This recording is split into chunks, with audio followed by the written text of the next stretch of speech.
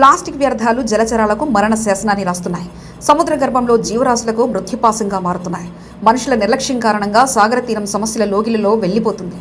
అడ్డు అదుపు లేని ప్లాస్టిక్ వ్యర్థాలలో కాలుష్య కాసరాలుగా మారిపోతున్నాయి. విషపూరిత వ్యర్థాలతో జీవ వైవిధ్యం దెబ్బతింటుంది. ఫలితంగా విభిన్న జీవరాశులు విగత జీవులుగా విశాఖ తీరానికి చేరుతున్నాయి. మునుపెన్నడు చూడని జలచరాలు మృత్యువాత పడి ఒడ్డుకు కొట్టుకొస్తున్నాయి. జోడుగుళ్లపాలెంలో వల వేసిన మత్స్యకారులకు చేపల స్థానంలో ప్లాస్టిక్ వ్యర్థాలే వలలో పడ్డాయంటే తీరంలో వ్యర్థాలు ఏ మేరకు ఉన్నాయో అర్థం చేసుకోవచ్చు. నిత్యం కడరి కెరటాల ఘోష వినిపించే సముద్ర ప్రాంతం ఇప్పుడు సముద్ర జీవరాశుల మృత్యు కబైలాలతో నిండిపోతుంది.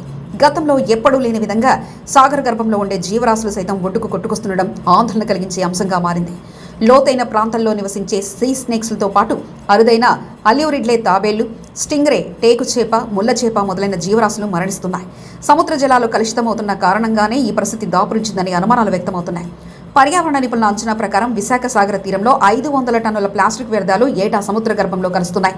బీచ్ ఒడ్డున కూర్చొని తినుబండారాలు తినేసి వాటిని తీసుకొచ్చిన ప్లాస్టిక్ ప్యాకింగ్ కవర్లు మొదలైనవి సముద్రంలో పారేస్తున్నారు.